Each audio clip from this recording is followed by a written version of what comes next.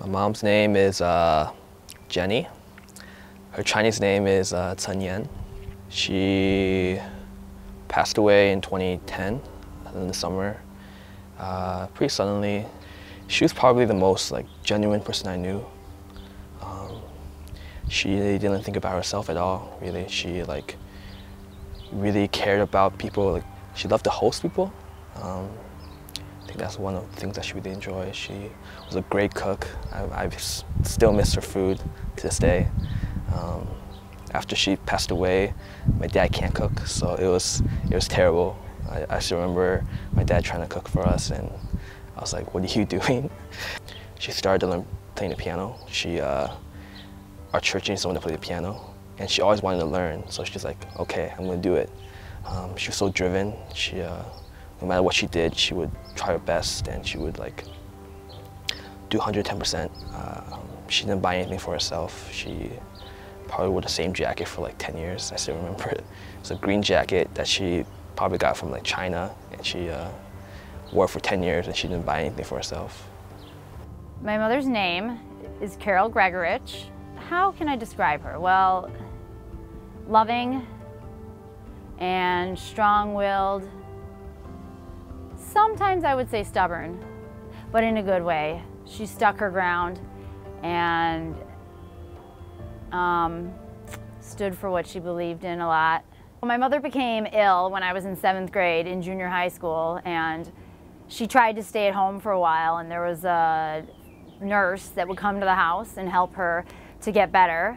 But she was very stubborn, and it was very hard for her, and she wasn't getting better, so they made an executive decision to place her in some home that would take care of her. She never was off mom mode. She was there in this place that took care of her, and I wasn't there, but she was still on mom mode, because the minute I came, she would ask me questions about school, my dad questions about us, as if it was actually happening, as if she was gonna help us, and because what she had only physically enabled her, not mentally. So she was always on mom mode. It really showed me that moms never forget about you, they never stop caring about you, and they never have a doubt to put in that extra mile for you. And actually being at Redeemer Life, I see that a lot too. I watch the kids that I teach. It's been a blessing, teaching all those kids, because I see the love. The moms might not see it or feel it. You're having a frustrating day some days, but there's so much love from all those moms at Redeemer, and how much of an impact they're making on their kids' lives.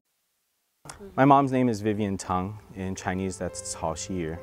She is the source of the Christian legacy in our family. In fact, she was instrumental in having my father come to the Lord, because my dad was pursuing her, and she was staunch in refusing to date a non-Christian. And that made him start wondering, hey, maybe I should find out why this is so important to her. And so, for instance, I keep a couple pictures of her in my wallet.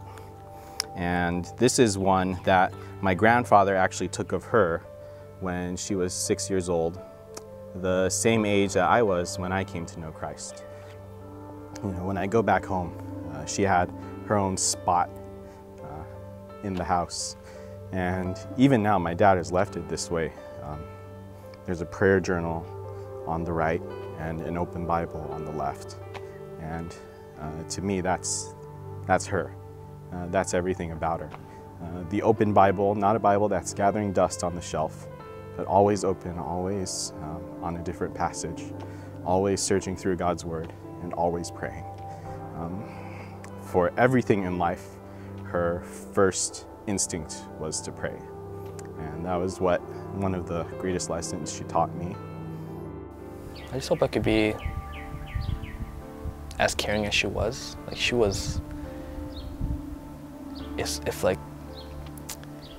you did anything nice for her, she would be she would love you. No matter what it was, even the smallest thing, she would be so happy, she would be so thankful. Like I said, she was so genuine, and she you could see that she really truly did appreciate it. And I feel I want to just have a little bit of that genuineness in me, and I could just really care for people like she did. I think that was probably the biggest thing.